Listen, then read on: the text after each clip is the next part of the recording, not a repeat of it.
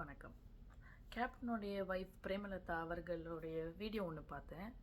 So அவங்க அதில் வந்து ஸ்டாலின் அவர்களையே வச்சுட்டு நிறைய பேசினாங்க. அதில் சிலதும் பேசினாங்க, விஜய்க்கு என்ன தெரியும், என்ன பண்ணியிருக்கார், அவர் ஒரு small boy, okay is a small boy, மக்களோட இறங்கி வந்து என்ன செஞ்சார் அது இதுன்னு சொன்னாங்க. ஸோ எங்களுக்கு கேப்டன் நிறைய செஞ்சுருக்காருன்னு தெரியும்.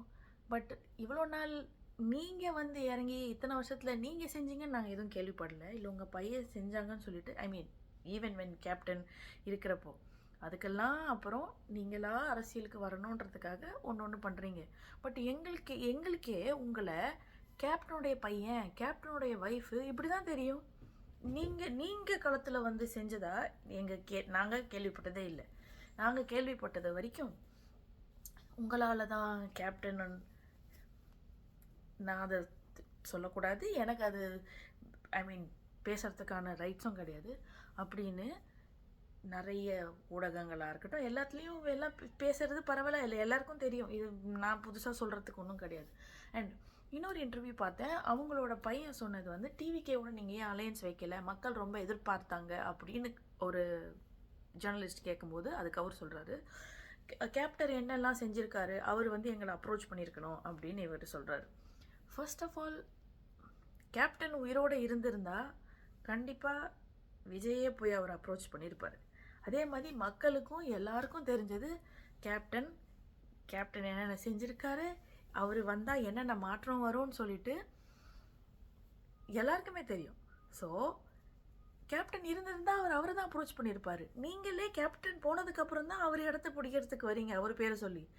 அப்புறம் இவர் உங்களை வந்து அப்ரோச் பண்ணுறதுக்கு என்ன இருக்குது? நீங்கள் வளர்ந்து வர ஒரு பர்சன், நீங்களும் வளரலை. இப்போது நீங்கள் எப்படி சொல்கிறீங்க, விஜய் வந்து புதுசு, நீங்களும் உங்கள் அப்பாவோட அரசியல் இதெல்லாம் பார்த்துட்டு வந்திருப்பீங்க. ஆனால் உங்களுக்கு அந்த எக்ஸ்பீரியன்ஸ் இருக்குமே தவிர களத்தில் நீங்கள் பர்சனலாக வந்து என்ன செஞ்சுருக்கீங்க? மேபி இப்போ நீங்கள் செஞ்சிருந்தாலும் அதெல்லாம் அவர் இறந்ததுக்கப்புறம் தான் நாங்கள் கேள்விப்படுறோம். அதுக்கு முன்னாடி வரைக்கும் நாங்கள் பெருசாக ஏதோ பிரேமலதா அவர்கள் செஞ்சதோ இல்லை அவங்க பையன் செஞ்சதோ எதுவுமே நாங்கள் பெருசாக கேள்விப்படலையே. எங்கள் எல்லாருக்கும் கேப்டன் தெரியும், அவர் எப்படிப்பட்ட ஆள், என்ன செய்யறதுக்கான கெப்பாசிட்டி இருக்குன்னு தெரியும். ஆனால் அவரையே அவரோட கல்யாண மண்டபத்தை இடித்து அவருக்கு குடிகாரன்ற பட்டம் கொடுத்து ஒரு மனுஷனை கேவலமாக சித்தரித்து இது பண்ண முடியுமோன்றது எல்லாத்தையும் அவங்க பண்ணாங்க. நீங்கள் என்னடானா அவங்க கூடயே போய் சேர்ந்து அவரை பற்றி பெருமையாக பேசுகிறீங்க. பேசுகிறதெல்லாம் ஓகே, கடைசியில் ஒன்று சொன்னீங்க பாருங்கள், போதை கலாச்சாரம் இருக்குது, பெண்களுக்கு பாதுகாப்பு இல்லை, இதை தவிர வேறு என்ன தப்பு சொல்ல முடியும்ன்ற ஒரு ஸ்டேட்மெண்ட்டே வைக்கிறாங்க. எனக்கு இது சிரிப்பு தான் வருது. நீங்கள் ஒரு பெண்ணாக இருந்து இதை வந்து எல்லாரும் சிரித்து ஒரு மீம் டெம்ப்ளேட்டாக போடுறாங்க, ஓ இவங்க தான் டிஎம்கேல இருக்க துரந்தர் அப்படின்னு. இது வந்து ஃபர்ஸ்ட் ஆஃப் ஆல் லாஃபபிளாக இல்லை. ஒரு உமனாக இருந்து நீங்களே இதை தவிர வேறு என்ன இருக்குது? ஏன்னா உங்கள் பசங்க எல்லாம் நல்லபடியாக வளர்ந்துட்டாங்க, ஸோ உங்களுக்கு அதை பற்றி ஒன்றும் கிடையாது. அப்போது வளரக்கூடிய பசங்க போதைக்கு அடிமையானால் பிரச்சனை இல்லை, ஏன்னா அது உங்கள் வீட்டை அஃபெக்ட் பண்ணல. பெண்களுக்கு எதுவானாலும் பிரச்சனை கிடையாது, ஏன்னா அது அவர் பொறுப்பு இல்லை. இதை தவிர வேறு என்ன இந்த ஆட்சி மேலே குறை சொல்ல முடியுன்றதே அவங்க யோசித்து பேசுகிறாங்களா யோசிக்காமல் பேசுகிறாங்களான்னு கூட பார்க்குற நமக்கே புரியல. அது இவ்வளோ அரசியல் அறிவு இது இருக்கா அது இருக்கான்னு எல்லாம் கேட்குறதுக்கு ஸ்டூப்பிடாக தான் இருக்குது. நீங்கள் இந்த மாதிரி ஃபர்ஸ்ட் அவங்க கேட்டதே ஸ்டூப்பிடாக இருக்குது. அது எப்படி ஒரு மேடையிலேருந்து ஒருத்தர் வந்து இன்னொரு அடுத்த 2 நாளில் போய் சொல்கிறாங்க, அங்கேருந்து அவ்வளோ தூரம் நடந்து வந்தோம், அதில் உடனே பேச ஆரம்பித்தோம், நான் அப்படி சொல்ல வரல.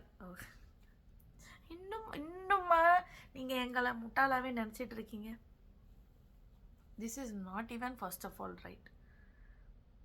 ஒரு நாட்டில் ஒரு பசங்க வளருது, போதை, பெண்களுக்கான பாதுகாப்பு, இதுதான் முக்கியம். இதை தாண்டி என்ன இருக்குது? காசு கொள்ளையடிக்கிறீங்க, அதெல்லாம் ஓகே நாங்கள் அதை கூட பேசுகிறதுக்கு வரல.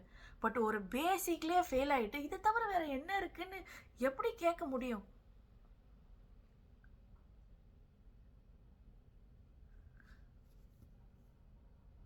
Mind blowing.